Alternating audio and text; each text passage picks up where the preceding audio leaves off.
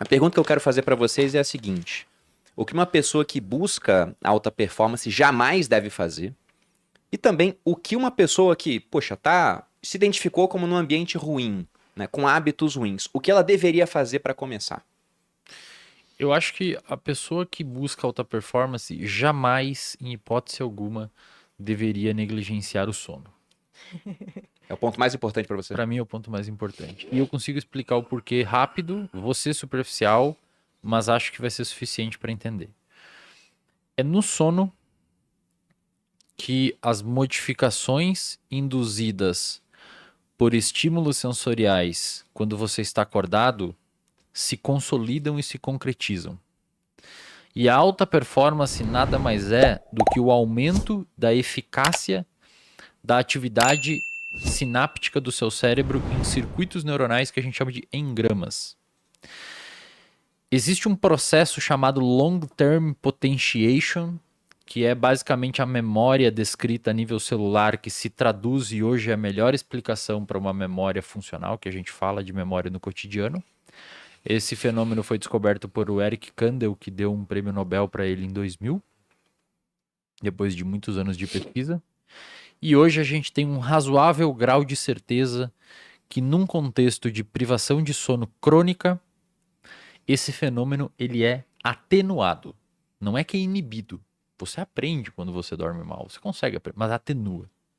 Então, na minha humilde opinião, com tudo que eu já estudei sobre cérebro, na medida em que você negligencia o seu sono, você está jogando água numa fogueira. Não necessariamente vai apagá-la, mas você está impedindo que ela fique muito maior. Olha, alta performance, para mim, eu acho que a pessoa precisa se lembrar da infinita capacidade que ela tem de criar argumentos para satisfazer a si própria. A gente tem 6 sentimentos básicos: tristeza, medo, raiva, desdém ou repulsa, surpresa e alegria. E desses, o que a gente tem mais habilidade de usar é a repulsa. Né? É a fábula da raposa que adora uvas, e aí ela olha aquela uva que está muito alta, e quando ela percebe que ela não consegue, ela faz o quê? Ah, também deve ser azedo e não deve ser doce. Sabe? A gente é capaz de criar esses argumentos. Quando você deseja alguma coisa, o que é o mais difícil? É você criar contra-argumentos para o argumento que você automaticamente já cria para você. As desculpas que você automaticamente se dá. Eu falo para meu paciente, cara, se você argumentar comigo, eu vou concordar com você. Porque aquilo é o que você sente. Agora, você concorda que aquilo que você deseja está acima do que você sente nesse momento? O seu desejo está lá na frente. Se você não souber criar uma consciência melhor de quem você gostaria de ser, e que a tua função aqui na minha frente é para te oferecer uma estrada para você chegar lá, vai ficar muito difícil a gente construir alguma coisa. Eu vou ser só mais um médico, assim como você passou em 15 antes, eu vou ser o 16º. Né? A equipe de nutrição vai ser mais um nutricionista, a equipe de treinador vai ser mais uma equipe de treinador. Ou então, a gente discute as suas metas. E você observa dentro de você o que é realmente que você quer. Se você está querendo uma coisa que é irreal, você está querendo uma coisa real, né? Ah, eu não posso querer ter um carro, sei lá, de 4 milhões de reais e gastar 10 mil reais de seguro. Né? Isso não vai acontecer. Né? Ah, eu quero um carro baratinho, né? De 4 milhões de reais de manutenção barata. Não, não existe isso. E dentro daquilo que você vai ser exigido na alta performance, é como você comprar um carro de muito alto luxo. Né? Você vai ter um custo gigantesco. Você vai ter que dedicar 2 horas por dia para manutenção disso no exercício. Você vai ter que se dedicar uma parte daquilo que é o seu horário da manhã que você usaria para você fazer uma refeição. Você programando as refeições que você vai levar no dia. Basicamente, você vai sentir que a segurança do seu dia está nas refeições que você consegue carregar com você. E isso para você não pode ser um esforço, não pode ser um suplício, não pode ser um sacrifício. Né, que é uma das coisas que muitas vezes eu olho, às vezes, algumas pessoas contando sobre, né, a sua vida atlética, e eu vejo elas reclamando, reclamando, reclamando. Cara, fala daquilo que é a tua gratificação, fala o que é o reconhecimento, fala o que o exercício te ajuda, das coisas que você perceberia que você não conseguiria resistir se você não tivesse uma mente que é todo dia, né, assaltada por esforço no limite, dor, dificuldade, cansaço. né? O que a gente ganha com o exercício, Malu, não é o corpo que a gente carrega. O corpo que a gente carrega é o sinal do nível de estresse que a gente consegue suportar. E se você tem um físico que é um físico marcado por aquilo que você consegue suportar de esforço, né, a única coisa que você precisa fazer é lembrar que o alto desempenho é que você se dá bem em todas as áreas da sua vida. Finalizando, o alto desempenho não é você ser mais forte, não é você ser mais rápido, principalmente às custas de outras coisas na sua vida. Sua vida com seus filhos, seu tempo com a sua mulher, seu tempo com seu marido, seu tempo com a sua família, o seu trabalho. Se você piora no seu trabalho, na sua família, nos seus amigos, para você ficar com um abdômen de gominho, isso não é esforço. Aliás, isso não é alto desempenho. Isso é falta de prioridade. Ou falta de noção do que é importante na sua vida. O alto desempenho é quando todas essas coisas se comunicam. E às vezes a gente até deixa de ter um abdômen com mais gominho, por quê? Porque ele não equilibra bem com o resto. Mas quando a gente equilibra tudo, a gente consegue chegar em absolutamente onde a gente quer. Por quê?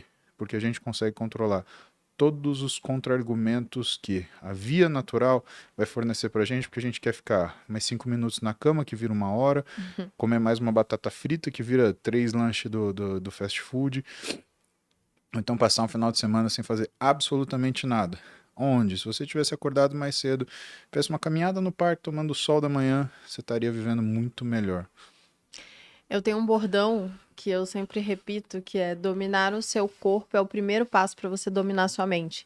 E acho que quando a gente está falando aqui de exercício, aí fala de sono, a gente está falando de hábitos, que é coisas muito materiais e que a gente pode controlar. É mais fácil, é mais palpável, e isso é muito legal. Mas isso reflete na nossa mente. E eu vi uma vez você falando isso, Muzi, ou não sei se foi num banho, de vez em quando eu assisto. E aí eu lembro que você falou algo sobre que a musculação não é sobre construir músculos, é sobre o esforço e o desconforto que você tem ali e que você leva isso para sua vida. Então, é muito você ter o hábito de ir lá, se esforçar e fazer o exercício, também vai te trazer essa resistência, né? Essa coisa de você conseguir suportar muito mais um desconforto, e isso você vai levar para sua vida. Você vai criar essa carcaça, talvez, né? Sim. Então, acho que é muito importante quando a gente fala de exercícios. Por isso que a gente fala de exercícios na alta performance. O que você falou de argumento eu achei interessante, né? Que se a pessoa começar a argumentar com você, você vai concordar com ela, no final das contas.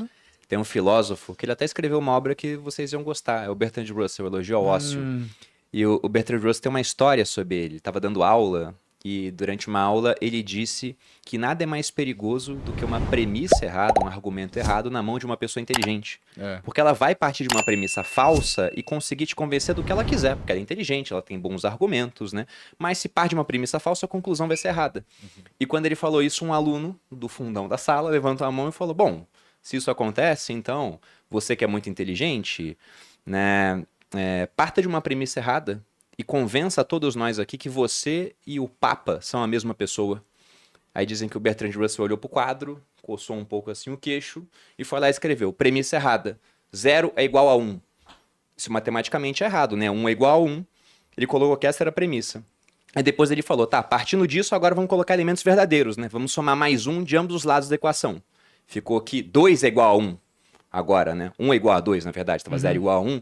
Ele falou, pois bem, né? No 2 a gente tem um conjunto formado pelo Papa e Bertrand Russell. Se 2 é igual a 1, Papa e Bertrand Russell são a mesma pessoa. Ele mostrando como através de um argumento falso, se o cara conseguir depois conduzindo através de coisas verdadeiras, chega onde você quiser. Então, se você quiser se convencer que você não consegue fazer as coisas, é a coisa mais fácil do mundo de acontecer de fácil. Sim. E a última pergunta era a continuação dessa. Se pro cara que viu que tá todo cagado, o primeiro passo para sair de uma situação ruim e caminhar para uma vida de alta performance. Ele já deu, ele viu que ele tá todo cagado. Exato. Esse é o primeiro passo? É o que eu ia responder. O primeiro passo é você saber o que tá errado. Bom. E aí, para você saber o que tá errado, você precisa ter acesso à informação, cara. Que é o que a gente tenta trazer em podcast, que vocês dão esse espaço para nós, etc. Bom, perfeito.